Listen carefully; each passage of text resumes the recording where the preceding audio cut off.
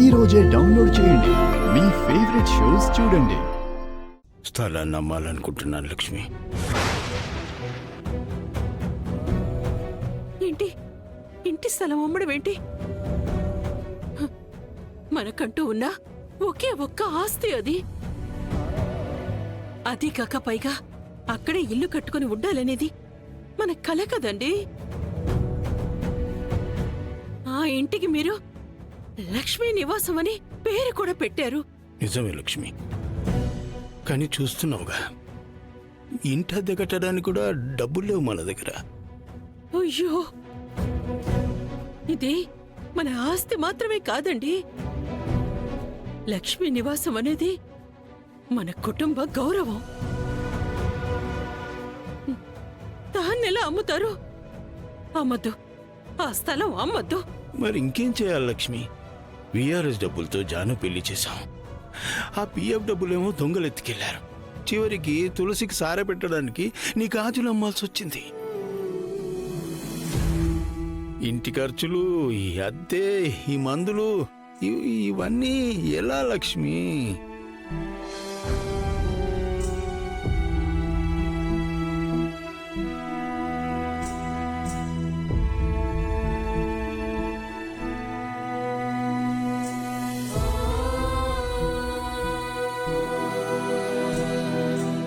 సంపాదిస్తానండి.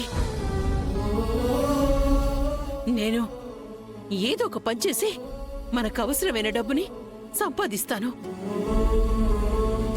లక్ష్మి, ఏమంటున్నావు?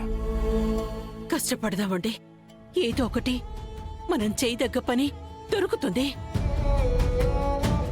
ఇంటి ఖర్చుల కోసమే కాదు, మన సొంతింటి కోసం కష్టపడదాం. మన లక్ష్మీ నివాసం కోసం కష్టపడదాం. అంత గొప్పింటి దాన్ని నా ఇంటికి తీసుకొచ్చానని చెప్పడానికి కూడా నా దగ్గర ఇల్లు లేదు. నా చివరి శ్వాస లక్ష్మీ నివాసం. కానీ అది నెరవేరేలోగానే నేను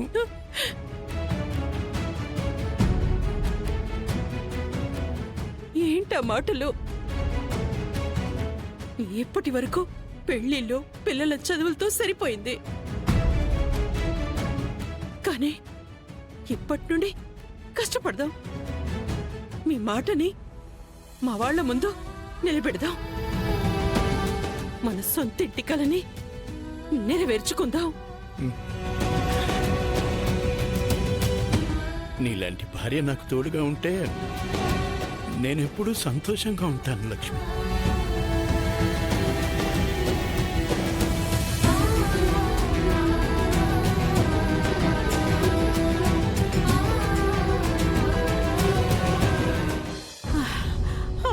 నెమ్మదిగా. అమ్మా,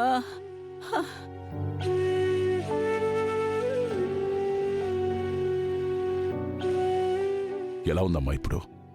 గాయం లేదు గాని నొప్పి మాత్రం బాగానే ఉంది. మెడిసిన్స్ ఇచ్చారు నాన్న, వాడితే సరిపోతుంది. అత్తయ్య, మంచినీళ్ళు ఏమైనా తాగుతారా? వద్దమ్మా. బామ్మా, బామ్మా వచ్చేసావా? అంటే ఏంటే, తిరిగి రాననుకున్నావంటే? అయ్యో, అది కాదు బామ్మా. లేకపోతే ఏంటే, నన్నొక్కదాన్నే హాస్పిటల్లో వదిలేసి వచ్చేస్తాడా వాడు?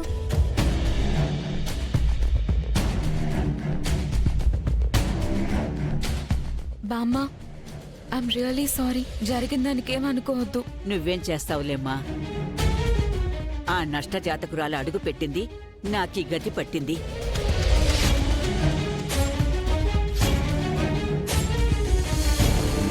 సరేగాని వ్రతానికి లేకుండా పోయాను. పూజ బాగా జరిగిందా? బానే జరిగింది బామ్మా. కానీ మన పూజ కంటే ఆ తులసి పూజే బాగా పాపులర్ అయింది.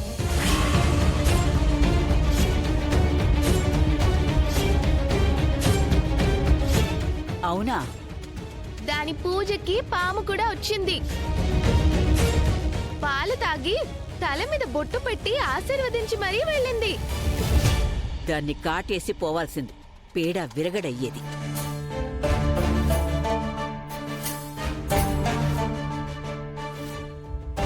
ఆ కాటేదో ఈ కనిష్కను వేస్తే సరిపోయేది, దరిద్రం వదిలిపోయేది.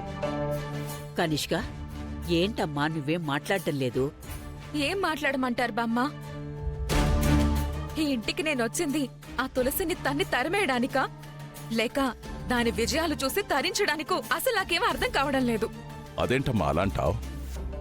జరుగుతుంది అదే కదా మావయ్య. అది ఇంటి కోడలుగా ఈ ఇంట్లోనే ఉంటుంది. సిద్ధు భార్యగా వ్రతాలు పూజలు చేస్తోంది. చీమ కుట్టినట్టయినా లేకుండా దర్జాగా బ్రతికేస్తోంది.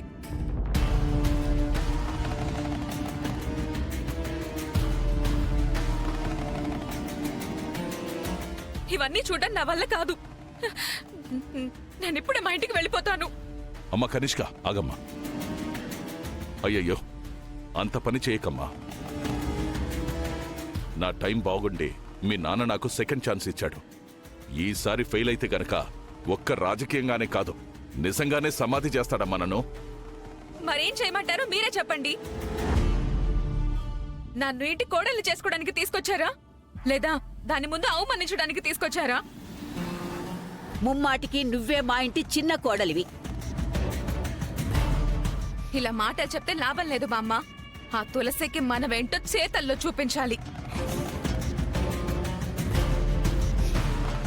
మీరిలా మెత్తగ్గా ఉండబట్టే అది రోజు రోజుకి ఇక్కడ పాతుకుపోతోంది. దాన్ని అష్ట కష్టాలు పెట్టి ఆత్మాభిమానం మీద దెబ్బ కొట్టాలి. ఈ బతుకు నాకు వద్దు అనేలా జీవితం మీద విరక్తి కలిగించాలి. అప్పుడే ఇంట్లో నుంచి అది పారిపోతుంది.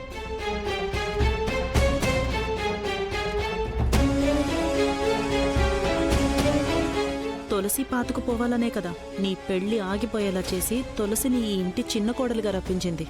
బాగా చెప్పావమ్మా. దాన్ని ఇంట్లో కోడలుగా కాదు, కనీసం ఒక మనిషిలా కూడా బతకనివ్వకూడదు. అవునత్తయ్య, మనిషిగా బతకనివ్వద్దు అంటే ముందు దాన్ని పని మనిషిని చేయాలి.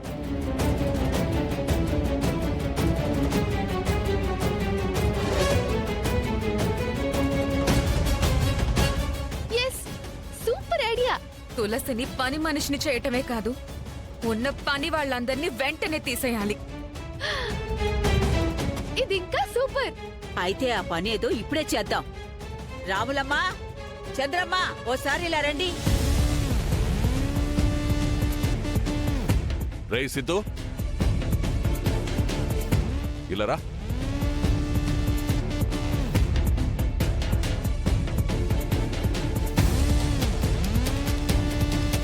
ఏంటన్నా? ఈ డబ్బా పని వాళ్ళకివ్వు. దేనికి నాన్న? ఇవ్వరా చెప్తాను.